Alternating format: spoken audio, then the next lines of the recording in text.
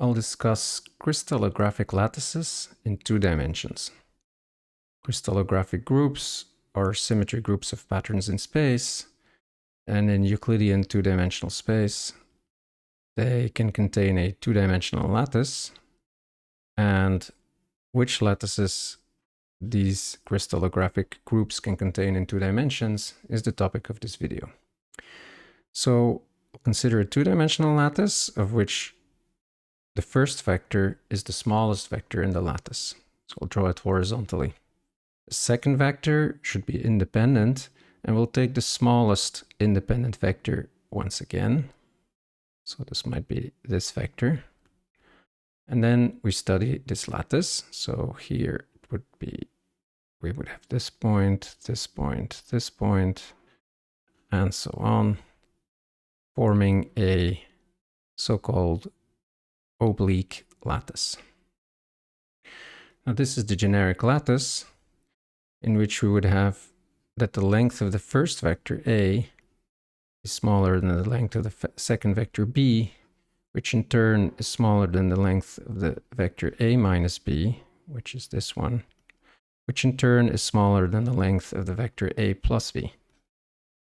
So this is the generic case, the oblique lattice. Now, other lattices occur when these inequalities degenerate. So for instance, A is smaller than B is smaller than A minus B, but that happens to be equal to A plus B. So when is this vector A minus B of the same length as the vector A plus B? Well, that's easy to see. If we have A like this and then a vector B in a right angle, then the length of A minus B is clearly equal to the length of A plus B. And in this case, we have a rectangular lattice. So this is the second type of lattice in 2 dimensions, rectangular. Now, what if the middle inequality degenerates? In that case, we have A smaller than B, but B is now equal to A minus B in length, which is smaller than A plus B.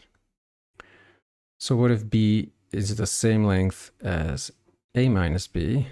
Well, A is still here, but the length of A and B have to be equal. And this we can do by putting this point in the middle. Then these two have equal length. Then if we continue to draw our lattice, we notice that it is rectangular again, but it is centered rectangular. That is, there's a point in the middle of the rectangle. So this becomes a centered rectangular lattice. So that's the third case. It looks like there should be a fourth case now, which is A is B in length, which is smaller than A minus B, which is smaller than A plus B.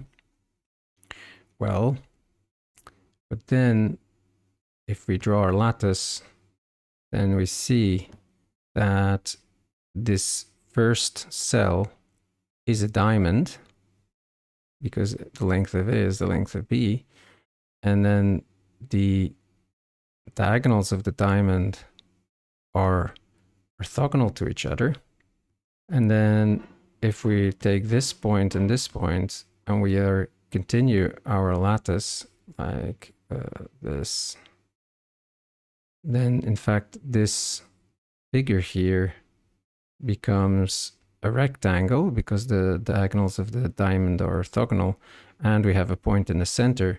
So actually this is a repeat case. It is again centered rectangular, and we still have only 3 cases. But there are other cases. So what are these?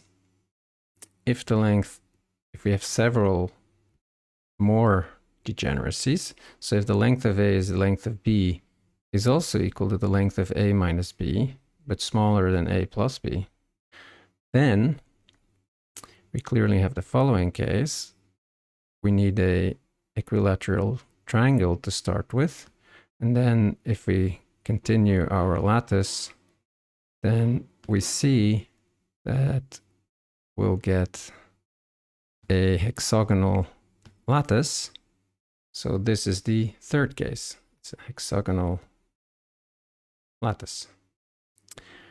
Finally, the fifth and final case is when A is B, but it is smaller than A minus B, which is equal to A plus B. And this is the rectangular lattice, because A is B, but then because A minus B has to be in length equal to A plus B, we need to draw this as a square. So we'll get a square lattice. And this is our fifth and final case. So we see that in 2 Euclidean dimensions, we have 5 types of lattices. They are the generic one, which is oblique. We can have a rectangular one.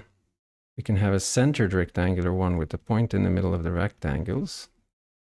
We can have a square lattice, or we can have a hexagonal lattice.